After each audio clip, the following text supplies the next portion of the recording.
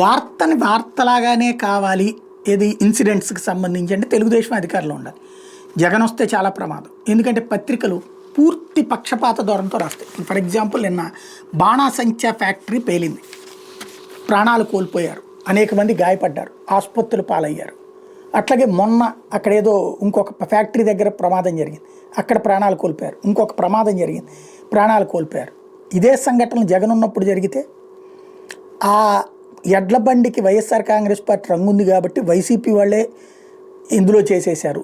లేకపోతే ఈ ఫ్యాక్టరీకి ప్రభుత్వం ఎట్లా అనుమతి ఇచ్చింది, దీని వెనకాల ఈ ఫ్యాక్టరీకి ఉన్నటువంటి యజమానికి సంబంధించినటువంటి ఆయన వేలు విడిచిన మేనమామ చిన్నకొడుకుకి సంబంధించినటువంటి అక్కయ్య గారి తమ్ముడి మొగుడు దీని వెనకాల ఉన్నాడు, అతను వైఎస్ఆర్ కాంగ్రెస్ పార్టీనే, లేకపోతే ఇతను ఇంతకుముందు జగన్ గురించి పాజిటివ్గా మాట్లాడేవాడు కాబట్టి అతను వైఎస్ఆర్ కాంగ్రెస్ పార్టీ సానుభూతి పరుడే కాబట్టి ఇట్లాంటి దుర్మార్గాలు చేశారని రాసేవాళ్ళు.